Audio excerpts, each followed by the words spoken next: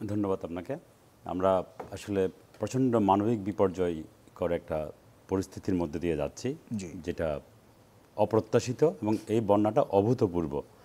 ফেনী অঞ্চলে গত 4 দশকে মানে এই যে প্রজন্ম, এই প্রজন্মের কেউ এই ধরনের বন্যা দেখে না। স্বাধীনতার পরে সম্ভবত এত ভয়াবহ। যাই হোক, এই 4 দশকে যদি বলি, মানে আমাদের অনেক পরিচিত জন যারা বলছে 80 দশকে যাদের জন্ম, তারা এর পরবর্তীতে কখনো এই ধরনের বন্যার পরিস্থিতির মধ্যে জানে, মানে বন্যা জিনিসটা তাদের কাছে আজকে নতুন, এই গত 4 দিনে।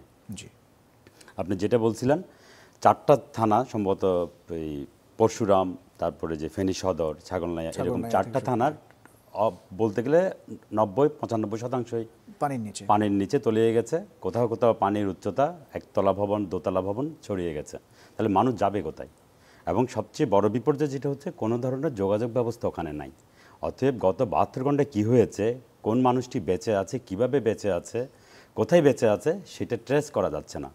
শুধুমাত্র আশা করে থাকা ছাড়া আর কোনো কিছু করার নাই। এটা একটা অন্য রকমের বিপর্যয়। এটার প্রেক্ষাপটে যেটা দেখা যাচ্ছে, আমরা 17 তারিখে যদি বলি, 18 তারিখে বলি, বিরামহীন বৃষ্টি চলছিল এবং একটা স্থল নিম্নচাপ ছিল, যেটা বঙ্গোপসাগরে মৌসুমি এবং মৌসুমি বায়ু পুরোপুরিভাবে বাংলাদেশের উপর সক্রিয় ছিল।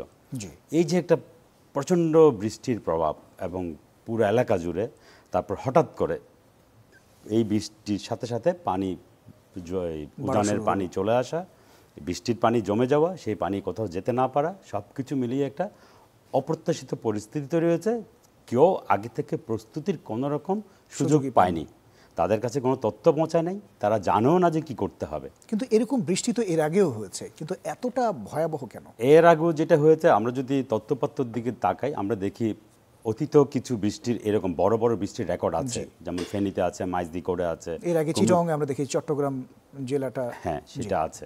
কিন্তু এবারের যে বৃষ্টি একসাথে এক নাগারে নিয়মিত থাকা, অনেকগুলো দিন 60 ঘন্টা 72 ঘন্টা নিয়মিত বৃষ্টি চলমান থাকা, তার পরবর্তীতে হচ্ছে উজান থেকে পানির স্রোত চলে আসা বা বৃষ্টির চারিপাশে বৃষ্টিটা শুধুমাত্র ফেনীর একটা অঞ্চলে না, ত্রিপুরা অঞ্চলে বৃষ্টি হয়েছে।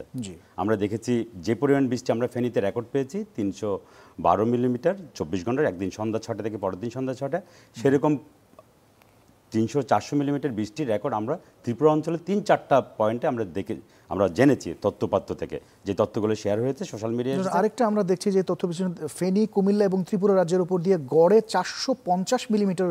হ্যাঁ,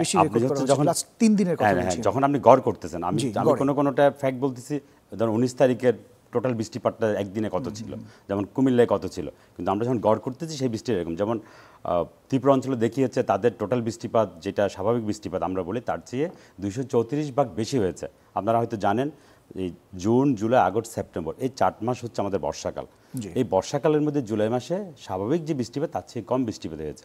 আগস্ট মাসের মাঝামাঝিতে এসে সেই বৃষ্টিপাতটা স্বাভাবিক যে বৃষ্টি হয় তার চেয়ে অনেক গুণ বেশি হয়েছে, যেমন একটা অংশ দেখা যাচ্ছে 234 গুণ বেশি হয়েছে।